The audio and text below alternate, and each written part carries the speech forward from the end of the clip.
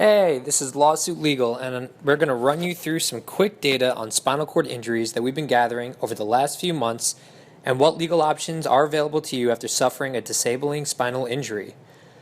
What we actually found was quite interesting when it came to the leading cause of spinal cord injuries. Our researchers were all convinced it would be sports-related injuries. However, they were shocked to find out that according to a survey done by the National Spinal Cord Injury Statistical Center, the majority, almost 40%, of all spinal cord injuries admitted to the Spinal Cord Injury Model Systems of Care between September 2005 and March 2015 were due to a vehicular accident. Almost 30% of all spinal cord injuries were due to a car, jeep, truck, bus, or dune buggy. Only 7% were due to a motorcycle or other two-wheel vehicle, which was surprisingly low when compared to our expectations. 3% were from cycling accidents, a little over 1% were from all-terrain 3- and 4-wheel accidents, and then the remaining low percentage of vehicular accidents leading to spinal cord injury were from aircraft, snowmobiles, boats, tractors, go-karts, and more. The next highest ranking cause of spinal cord injuries, which was around 30%, were due to falls. Almost 6% were from slipping, tripping, or stumbling, 4.5% from a fall from, out of, or through a building or structure, and another 4.5% from a fall on stairs and ladders.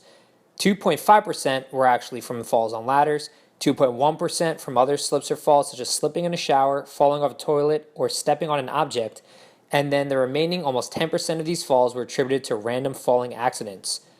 14.5% of spinal cord injuries were due to some sort of violence, with 13% of that being due to a gunshot wound. Our top choice, sports-related spinal cord injuries, came in fourth place, accounting for only 8.39% of all spinal cord injuries. What was even more surprising to us was that of the 8.39%, 3.44% or 233 injuries, the majority of the sports-related injuries were due to diving accidents. Full contact sports like football only accounted for 0.28% or 19 of the injuries, which again, shocking to us. The remaining 8.57% of injuries were due to miscellaneous accidents such as medical or surgical complications, hit by falling or flying object, lightning, or being kicked by an animal. Data has shown that only about 1/3 of spinal cord injury victims are employed 20 years after the accident, and only 12% return back to regular employment after 1 year. This is a huge hit to households as the lifetime cost of spinal cord injuries can be extremely costly. In 2014, the yearly cost for C1 to C4 high tetraplegia injury was a little over $1 million for the first year and almost $185,000 for each subsequent year, with lifetime costs hitting a high of $5 million for someone who is 25 years old and almost $2.5 million if you're age 50 or older. For a C5 to C8 low tetraplegia injury, the first year costs are slightly lower at $770,000 and about $110,000 for each subsequent year, with lifetime costs hitting about $3.5 million for the age of 25 years old and a little over $2 million for the age of 50. Paraplegia injuries have a first-year cost of slightly more than $500,000, with each subsequent year around $70,000, and lifetime costs at 25 being $2.3 million and at 50 being $1.5 million. And lastly, we have any level of motor function injuries costing almost $350,000 the first year, a little over $42,000 for each subsequent year, and lifetime costs of $1.5 million for the age group of 25 and $1.1 million for the age group of 50. As you can see, a spinal cord injury can happen to just about anyone and can be a huge financial burden on any household. There are about 12,500 new cases of spinal cord injuries each year, with the average age being 42 years old and 80% majority of those cases occurring with males. If you had an accident, there are a number of symptoms that you should be looking out for in case you do have a spinal cord injury.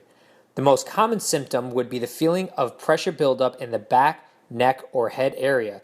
Other symptoms could be dizziness and sudden loss of consciousness, excruciating back pain, loss of feeling to the extremities, difficulty breathing, and even weakness or clumsiness.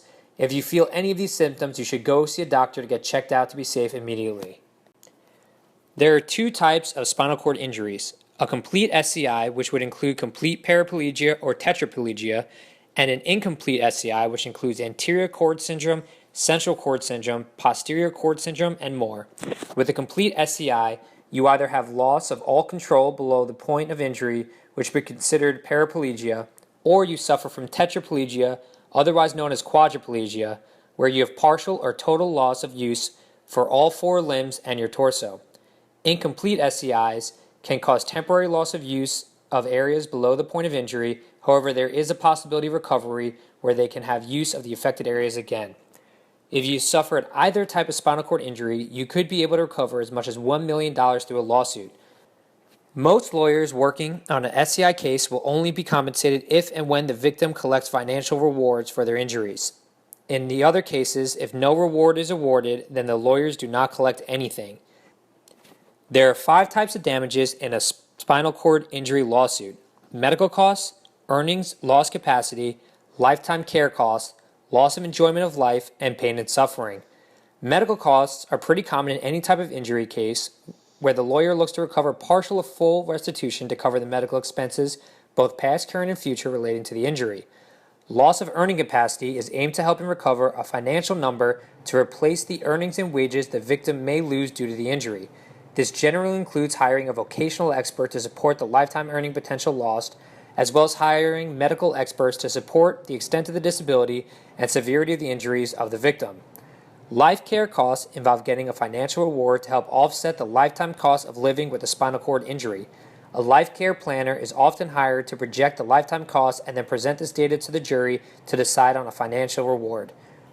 Pain and suffering and loss of enjoyment of life often includes hiring an expert to quantify diminished quality of life as a direct result of the injury and then use that to pursue damages for financial compensation. For all 5 types of damages, the financial reward for each victim can differ tremendously. You want to make sure that you find an attorney who's going to represent you in your case so that you can negotiate the maximum recovery amount to alleviate the financial burdens that come with a spinal cord injury. When winning matters this much for your future, you need to make sure you find a lawyer who cares about your recovery.